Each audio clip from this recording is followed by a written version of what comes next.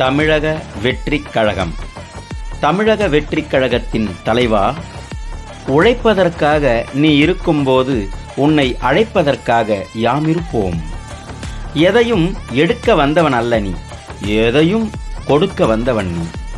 எடுப்பதாக இருந்தால் மக்களின் அன்பை எடுப்பாய், கொடுப்பதாக இருந்தால் ஆறுயிரை கொடுப்பாய். நீ சினிமா துறையில் இருக்கும்போதே அரசியலை கற்றாய். நலத்திட்ட உதவிகளை ரசிகர்கள் மூலம் செய்தீர், மக்கள் மீது பற்றாய்.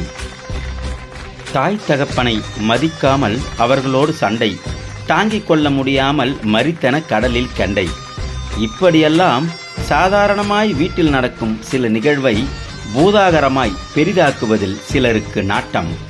வளரும் உன் போன்றோரை இழிவுபடுத்த வேண்டுமென வலைதளத்தில் வேலை செய்ய கூலி தருது ஒரு கூட்டம். சாதாரணமாய் வீட்டில் நடக்கும் சில நிகழ்வை பூதாகரமாய் பெரிதாக்குவதில் சிலருக்கு நாட்டம். வளரும் உன் போன்றோரை இழிவுபடுத்த வேண்டுமென வலைதளத்தில் வேலை செய்ய கூலி தருது ஒரு கூட்டம். பணத்தை மட்டும் சம்பாதித்தவன் அல்ல நீ, மக்களின் மனத்தையும் சம்பாதித்தவன் நீ. எனவேதான் எங்களை நாடி வருகிறாய், எங்கள் இருப்பிடம் தேடி வருகிறாய். கட்சியை துவங்கும் போதே சங்கடங்களை தகர்த்தெறிந்து சந்தோஷமாய் மக்களை சந்திக்க ஓடி வருகிறாய்.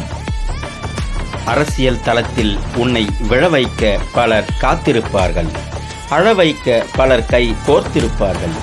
நீ விழு, அழு, மக்கள் சக்தி என்ற வடம் பிடித்து இழு, பின் எழு.